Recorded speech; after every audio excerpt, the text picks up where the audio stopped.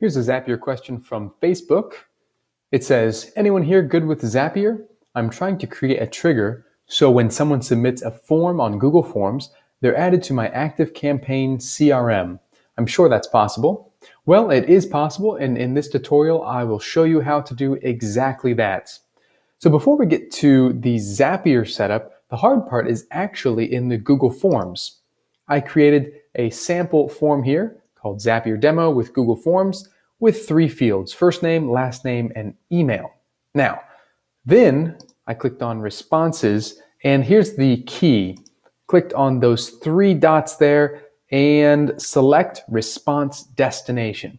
You see, you have a Google form, and then you create a Google spreadsheet that accepts those responses. So I clicked that, and then I clicked create a new spreadsheet, clicking that create button right there. But I have done that already, so I'm just going to click cancel, and then you can see that spreadsheet here. And Google created this automatically for me once I click that with the correct columns, first name, last name, and email. And you can see that I have submitted a response. And I did that right here. I filled it out and then submitted, and it says your response has been recorded, and that showed up right there. Now, all that needs to be done before you set up the Zap. Create the form, link it to a spreadsheet where the responses will be collected, and then submit one test response. Then you're ready to get started in Zapier. So here's the Zap that I've set up. It has 2 parts to it, a trigger and an action. Pretty simple. So I'll walk you through it. For the trigger app, I selected Google Forms. For the trigger, new response in spreadsheets, I connected to an account, which was easy.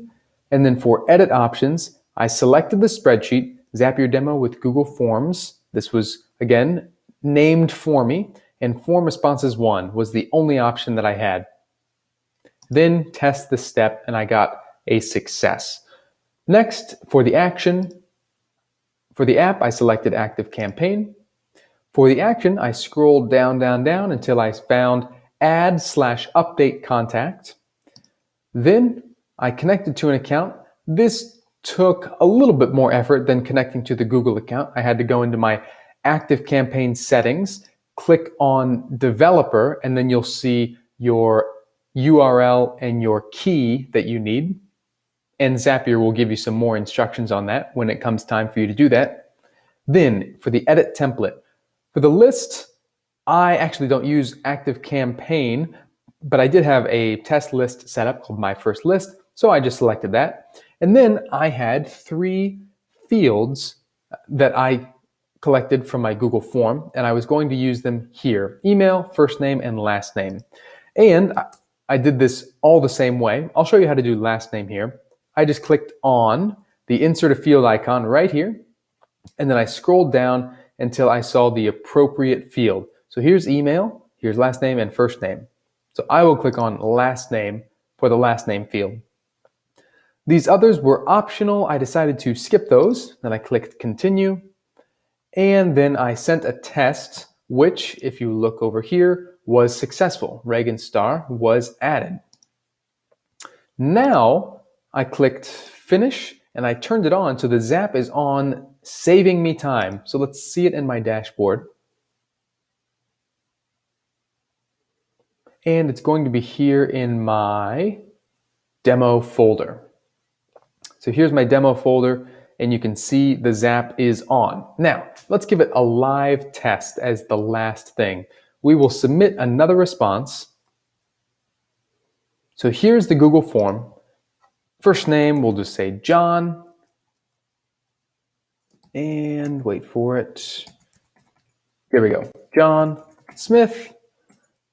And for the email, keyboard connection issues, johnsmith@gmail.com. And we'll click submit.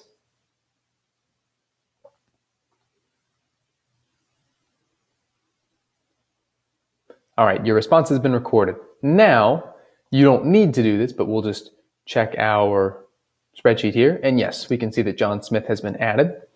Now, depending on how long that might take for Zapier to recognize it could be a few minutes, could be as much as 15 minutes, but there's a way that you can actually force the Zap to run by clicking this drop down and clicking run. So preparing to run, triggering on one, Google form, sent to ActiveCampaign, successful. So we can close that. Now let's go to our contacts in ActiveCampaign. And there we are. We are seeing John Smith at gmail.com. So we have created let's close that. We've created a Google form. We've linked it to we can close that, a Google spreadsheet for the responses. Then we jumped into Zapier, created the Zap, and pretty straightforward. All we had to do was new response in spreadsheet, got the right options in there, tested it, and then this is going to be probably the most important setup point because you want to get the correct fields, maybe a full name, tags, organization name, those types of things. But it is live, it is running, and now every 15 minutes or 5 minutes, that Zap is going to look for new responses in the Google spreadsheet, and you are good to go. Those responses will automatically be added as contacts in ActiveCampaign.